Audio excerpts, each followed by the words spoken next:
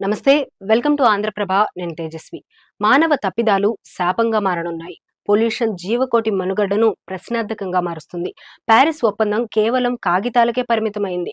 Global warming కారణంగా ఎండలు మండిపోతున్నాయి. రాబోయే కొన్నేళ్లలో ఉష్ణోగ్రతలు మరింత పెరిగే అవకాశం ఉందని ఆందోళన వ్యక్తం చేస్తున్నారు.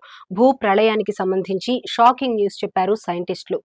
టెంపరేచర్స్ విపరీతంగా పెరగడంతో భూమిపై మనుషులు, జంతువులు సహా ఏ ప్రాణికోటి కూడా జీవించలేని పరిస్థితి ఏర్పడుతుందని చెప్పారు. అలాగే భూమి పూర్తిగా నాశనమైపోతుంది అన్నారు.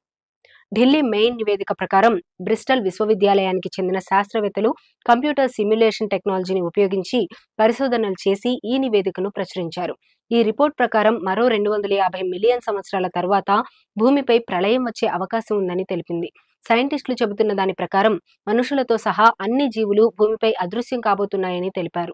ఆ సమయంలో భూమి టెంపరేచర్ 70 డిగ్రీల సెల్సియస్ కు చేరుకుంటుందని తెలిపారు. ఇలాంటి వాతావరణంలో భూమిపై ఏ జీవి మనుగడ సాగించలేదని చెప్పారు. ఆ వాతావరణంలో ఉష్ణోగ్రత, వేడి పెరుగుదల కారణంగా అన్ని జీవులు చనిపోతాయన్నారు. భూమిలో కార్బన్ పరిమాణం పెరగడంతో భూమి అంతరించిపోయే అవకాశం ఉందని ఆవేదన వ్యక్తం చేశారు సైంటిస్టులు. 66 మిలియన్ ఏళ్ల క్రితం ఇలాంటి సంఘటనలు జరగడంతో డైనోసార్లు అంతరించిపోయాయని చెబుతున్నారు.